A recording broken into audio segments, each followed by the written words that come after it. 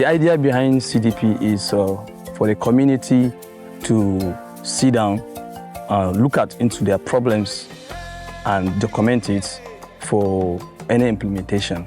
Before the CDP in Michika, really there is a gap, a serious gap.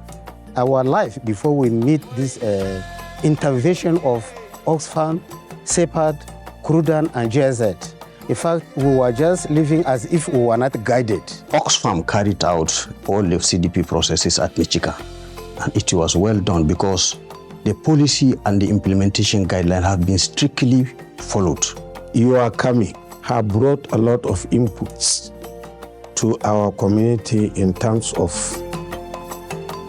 planning and resource management, as well as improving the life pattern of the community. There's total inclusiveness and participatory in planning. Everything is not to come down from above and impose what is not the need of the people. So these community development plans and the local government development plans are like the basic foundation for getting it right at the state development plan and its totality.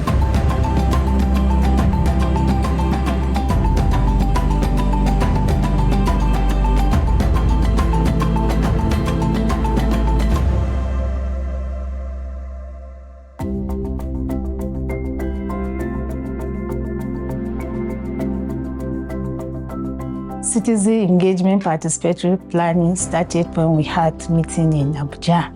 That's high-level meeting, which some of our commissioners and permanent secretaries were in attendance. So after the meeting, we came back home and engaged the stakeholders in the state and agree and bring out some ideas too. The call came in late 2022. So that was when we started developing the proposal. Although the project location had been predetermined by the GIC, who were co-implementers, and the project was actually funded by BMZ. So after that, the consultant brings it back for validation. The stakeholders were called for revalidation. So after that, it was submitted to the Planning Commission, which they did the revalidation for the state, while the local government to the Ministry for Local Government Affairs. And the project officially started in the month of July 2023.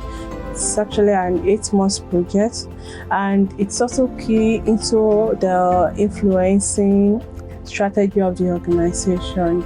Building social cohesion, community active citizenship, and also participation in governance, while also strengthening the capacity of government in the areas of inclusive and participatory planning processes. It started formally by writing to us.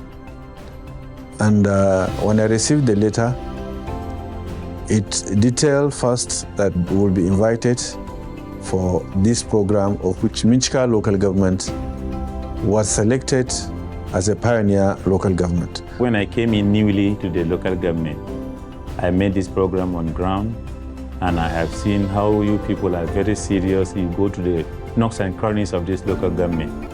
It was born out of the citizen engagement and participatory policy of the state, which gives power to the ordinary man to have a say in what happens in his locality.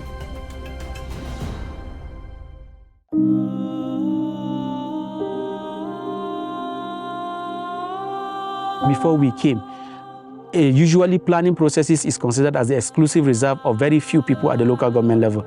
Only he who knows is the one that gets involved in the planning. But now, people, both the government and the citizens, have seen the need for them to collaboratively work together towards bringing development in Michika. The beauty of this is that collectively, development can be driven, not from the top to bottom, but from bottom to the top. When they came, they met with our traditional rulers, religious leaders, and other stakeholders. And then they welcomed them. Then we had town hall meetings. They brought their programs. We went through the programs with them, And then they give us the brief, what is going to happen and how they're going to intervene. These were the process the Oxfam went through. We give them more light to understand what is development, what is planning, and what is community, before we can combine it as what we call CDP, that's Community Development Plan. So we cite an example to the community people. When we come to your community and start erecting a project to you, and that project is not initiated from you, will you like it? They say no, they will not like it. Kuma sun faɗa damuwansu ga baki ɗaya all sectors guda 10 nan, wanda an yi zaɓe, an yi kuri'a, wanda an zaɓa priority need na community ɗin, shi suka zaɓa wajen abun da za a implementing musu. So if you identify your problem, then it is classified according to these sectors. After the community sensitization, there was a baseline. So through that baseline, we're able to sort who and who will participate in the CDP session. Now, this is done in order to cut down interference. Now, you know, when you go and meet, let's take for instance, the chiefs or maybe the local government leadership, what will often happen is you have a congregation of people you know. None of us bring anybody. They went to our communities, recruited. They have a template and they maintain those templates. The whole CDP session was about sectors around health, education, physical infrastructure, gender, social protection, and then we have water and sanitation. We also have economic and livelihoods. We also have agriculture and food security. So you'll see people pinching their tent or expressing their needs across these 10 sectors. So, and that was what culminated into what we have, the Michika Community Development Plan. The Community Development Plan makes the budgeting system easy. It affects the 3 levels, the individuals, the local government, as well as the state government. The local government is expected during its budgeting process, is expected to also mine from these documents sections, activities to be included in their local government budget. In the same vein, the state government, through its various MDAs, will also mine from these documents items to be inserted into the annual budget, thus making the whole team a bottom-top approach instead of the former top-bottom approach. The role on the inclusion of citizens from the grassroots has been the core heart's desire of His Excellency, the Executive Governor of Adamawa State, Right Honorable Ahmad Umar Fintiri, and with the State Planning Commission with the core mandate of ensuring that all plans are drawn out that affects the communities. You know, Oxfam has really taken it and gotten it right. We can tell you that Michika is now different.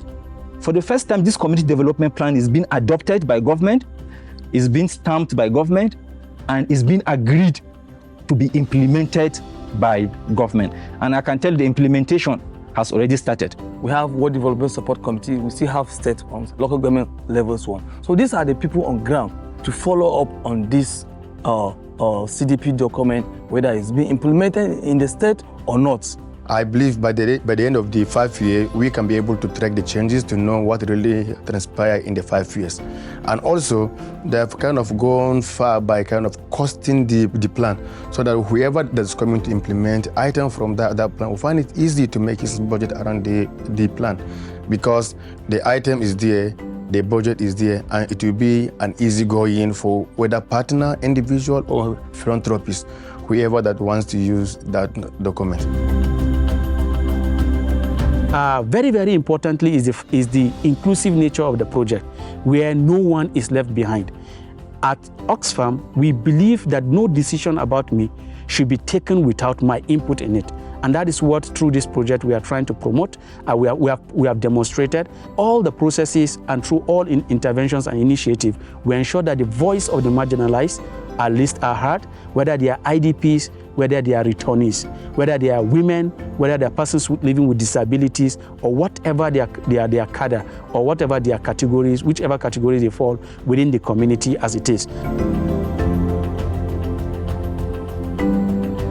This has been one long journey of learning, of capacity transfer, and I think in one end, with or without Oxfam or without the donors, they can also run with it, and also can be grateful enough to the donors, the government of Germany, and also our partners GIZ for this opportunity to partner in this project. Before we were in the dark, now they have opened our eyes. We can see beyond our expectation. And happy enough, we are the pioneer of this very important. We have welcomed the idea, and it has done a lot here in this our local government. People now are enjoying. I think this is one of the greatest achievements, because in the past we normally do top down, but this time it's from grassroots up, of which is the ideas and the needs of the people that are considered. And this has brought a lot of awareness to our people, and has even started energizing the communities by themselves to take their development in their hands by themselves.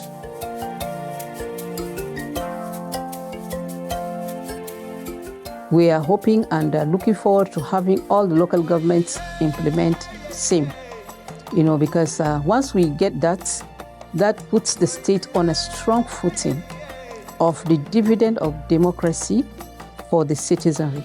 It's just a policy that the governor, being His Excellency, has approved. So now we are making way so that we will go to the House of Assembly. It will be something that when he is not on seat, somebody that is coming up will continue with the policy. And I think it's a way to go, it's a part of development, and everybody will appreciate it. Adamawa State remains appreciative for EU, BMZ, GIZ, Oxfam, Prudent, and the rest, because their activities have impacted most in Adamawa State as far as our records are concerned. So we say thank you, and we are looking forward to a better and a higher and a stronger collaboration with these partners.